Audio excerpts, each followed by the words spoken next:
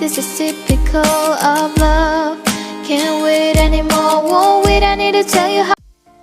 Hey, kembali dengan saya Lu'lu'il Masruroh yang mau ingetin bahwa dalam hidup kita harus kuat biar fisik dan mental kita juga sehat.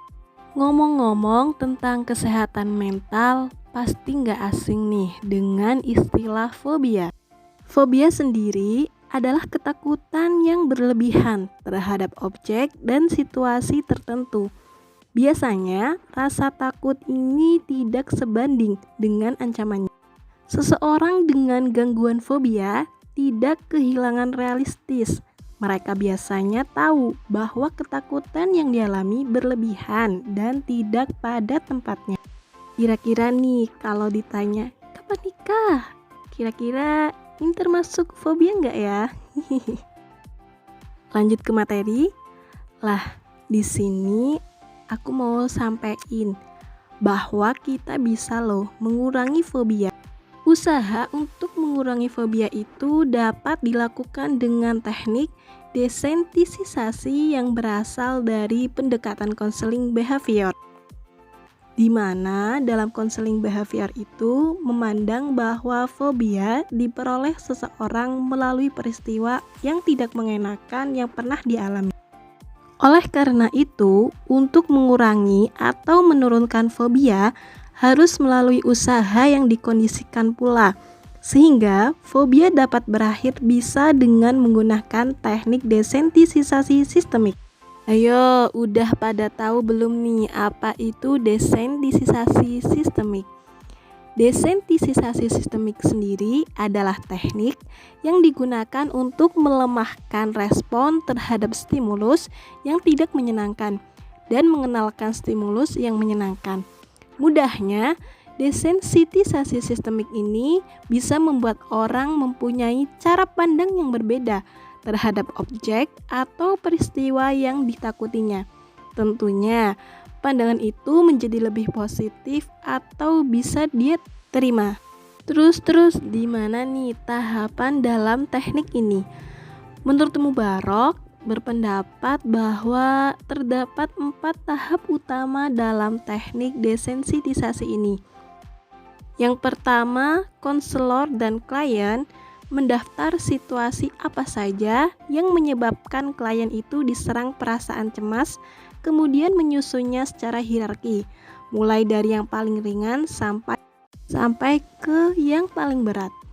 Kedua, konselor melatih klien untuk mencapai keadaan rileks atau santai.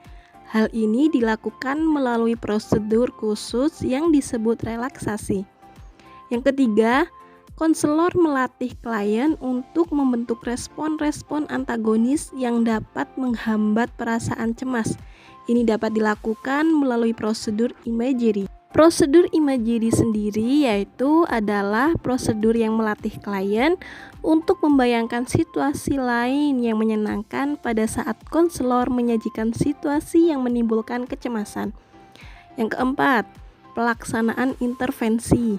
Pada tahap ini, konselor mula-mula mengarahkan klien agar dapat mencapai keadaan rileks. Setelah klien mencapai rileks, konselor menyajikan berurutan dari atas ke bawah situasi yang menimbulkan perasaan yang cemas sebagaimana tersusun dalam hierarki dan meminta klien membayangkannya. Jika klien dapat membayangkan situasi tersebut tanpa mengalami kecemasan, konselor menyajikan situasi berikutnya dan ini terus dilakukan dengan cara yang sama sehingga seluruh situasi dalam hierarki yang telah disajikan dan fobia dapat sedikit diturunkan atau dikurangi. Contoh penerapan tekniknya gini nih. Kenalin ya, temen cantikku namanya Amel. Dia tuh fobia banget sama yang namanya jeruk atau apapun yang berbau dengan jeruk. Terus penerapan dari teknik desensitisasi sistemik ini gimana? Gini nih, langkah awalnya adalah kita tanya ke Amel. Amel, apa sih yang buat kamu itu takut sama jeruk? Terus dari jawaban Amel kita catat dan kita buat hierarkinya. Oh, ternyata Amel itu pada saat mencium aromanya saja Amel sudah tidak suka. Rasa masam pada jeruk pun Amel tidak suka.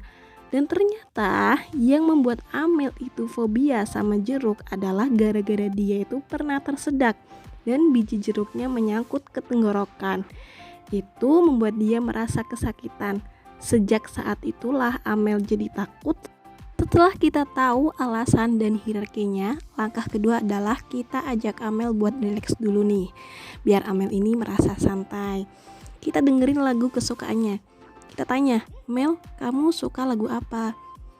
Oh, kita putar lagunya Kunto Aji ya, karena Amel itu suka lagunya Kunto Aji.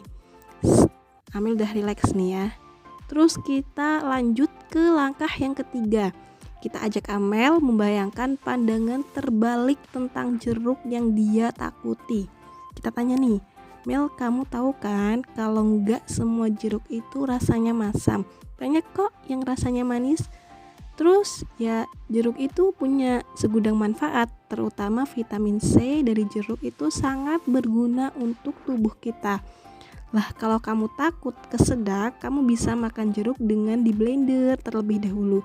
Jadi kamu tinggal minum dan tentunya itu nggak akan bikin. Amel hanya mangut-mangut nih. Terus Mel, coba kamu bayangin, kamu berada di tengah lapangan dengan paparan matahari yang terik. Apa nggak seger banget tuh minum es jeruk yang manis? Setelah kita bawa Amel ke bayang-bayang positif mengenai jeruk, tahap selanjutnya adalah tahap yang paling seru nih. Nah, dalam tahap ini adalah pelaksanaan intervensi. Mula-mula kita tutup mata Amel dan kita kasih bau jeruk ke Amel. Setelah dirasa respon Amel itu bagus, lalu kita buka penutup mata Amel. Kita tunjukkan buah jeruk yang utuh serta jus jeruk. Amel kita minta untuk mencicipi jus jeruk yang manis. Ketika Amel merasa memberi respon yang baik, selanjutnya kita kupaskan jeruk dan membuang biji dalamnya, serta memberikannya kepada Amel. Hal ini bisa sedikit mengurangi rasa fobia dirinya dengan jeruk. Seperti itulah pendeskripsian tentang desensitisasi sistemik. Semoga bisa menambah pengetahuan kita semua. Saya Lulu, pamit dulu. Bye-bye teman-teman.